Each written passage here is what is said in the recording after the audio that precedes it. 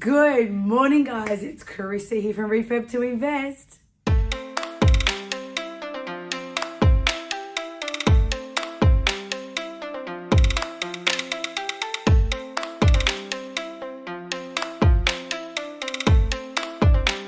Happy Monday. So happy to bring you guys another episode of Monday Morning Insights. And today I really want to stress the importance of doing your due diligence before you start investing money into your property, please. And I'll tell you why, guys, I'm so passionate about this today, because in the last couple of weeks, I've met a few clients who have just called me one step too late. Now, we can't obviously control that. It's when they get introduced to me. However, they've not done the right due diligence. They've invested into their property in the wrong ways. And when you're talking clients that have a tight budget already, it pains me when I walk in there and I think you've just wasted $5,000 on areas that you didn't have to do, or that could have gone to somewhere else.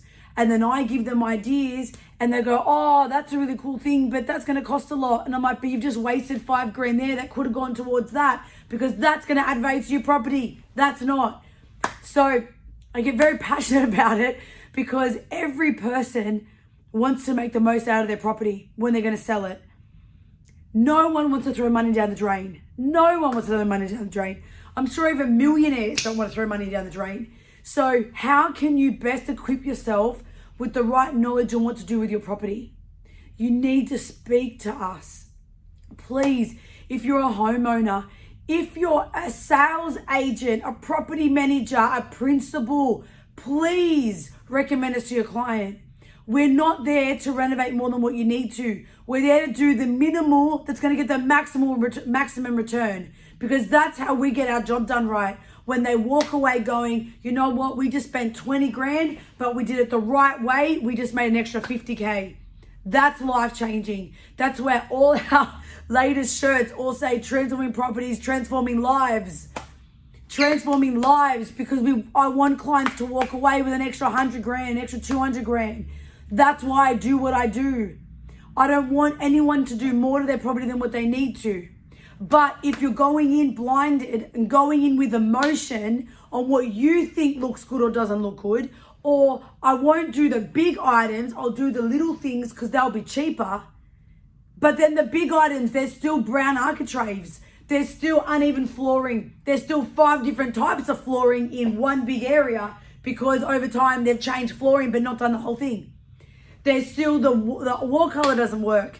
There's still the laundry that there was one property I looked at, they threw a new laundry tub in. That's great, but the size of it didn't work. There was dead spots. I was like, why isn't there a bench and a cupboard? At least you could get the bench space and a more functional. It would have probably cost the same price from what I heard they already spent. So think outside the box. Don't just think, if I spend minimal, that's going to save me money, because that's probably wasting your money and missing out on your return on investment. Sometimes you need to do the flooring. You need to paint the whole house. You may need to fix up the kitchen or the bathroom. The items that you think are most expensive are what's going to get you the return on investment, because that blue bathroom that can be strategically facelift to look amazing might cost you $7,000. But on the other side, someone's walking in going, well, if I have to renovate that blue bathroom, I'm going to allow $30K to rip it out inside again. And they might really get a bathroom reno for $15,000, but they're always going to overextend what they think it might cost to cover their numbers. But you're also getting someone who's negotiating the price because they know they need to invest money. So you're getting a different buyer. So it's understanding the different types of buyers in the market. And I've said this before, I've said this on other episodes before, but I just need to keep saying it. The market is changing right now. People still need to sell. People still need to buy. But if your house stands out, you can get the higher end of the sale price that your property deserves. It's worth more when it's updated, because the next person doesn't have to renovate it. And we're going through a change in the construction industry. Prices of stuff have gone up. Stock is harder to get. Trades are harder to get. I get people blown away when they say to me, do you have access to trades? And I go, yeah. And they go, really? But I'm sure there's a delay. And I'm like, no, because I give volume. So the guys will make me priority. They will put me before the one-off client. because they're going to get a whole stack of clients, because all I do is go and help people with their property. All I do is design strategies. All Refurb to Invest does is help homeowner after homeowner after homeowner. So someone's got to do that work. That's the peddle of trades that I've taken hours upon weeks recruiting and checking and training.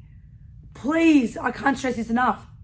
Every person that's on my panel at some point, I've had to guide into the way I want things done, the way I want their communication, the way I want them to check off defects, the way they leave the site, the way they do, their due diligence on checking the scopes right.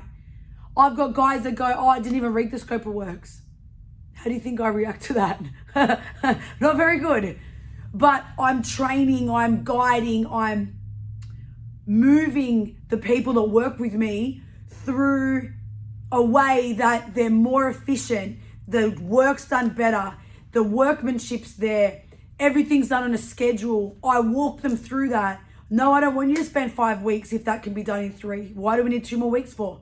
They have to answer to us. They have to answer to Refurb to Invest. They have to answer to me. I don't take no for an answer. I don't allow them to delay. So as a one-off client, there's less priority there. If you're not experienced on it, they know, and I'm not saying in any way any trade purposely delays, but they know if they've got 5 other jobs, they can push your job a few more days, because they'll just tell you, listen, we're out of stock, we need to do this, and then we'll come back to that.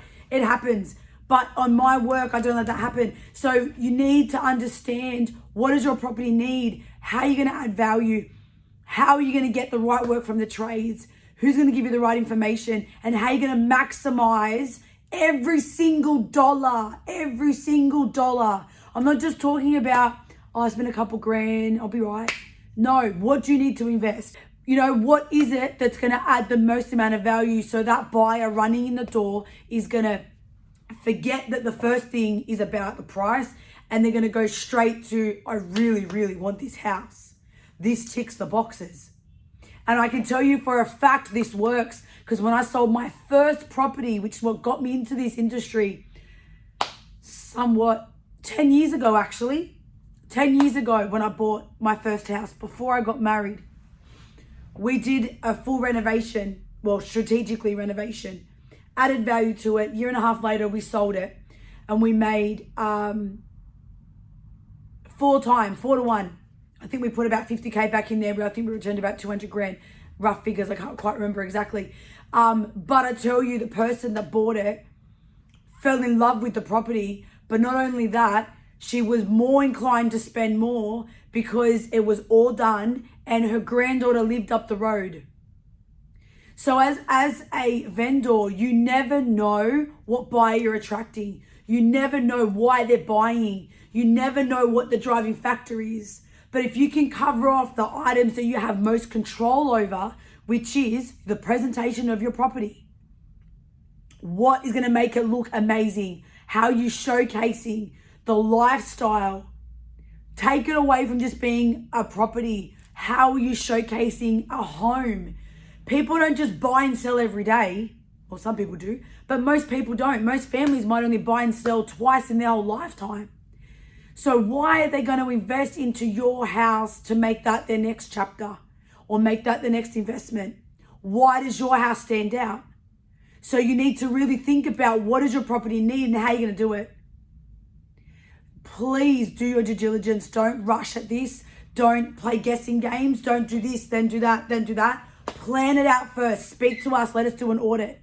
Please, let us do an audit so we can give you the right advice to maximize your return. It costs you nothing to have us, because we save you money and we help you get the best return. I can't stress that enough. See how people lose my voice because I'm so excited. All right, guys, that is my cue to finish. I hope that was valuable for you guys. I hope you can feel the energy from me, because I want you guys to make money. That's why I do this. Please call us, reach out to us. Our details are below. Let us help you with an audit. Cost you nothing for an audit. It's complimentary, so we can see if we can even help you. But get the most out of your property. More money in your pocket. Happy Monday. Peace out.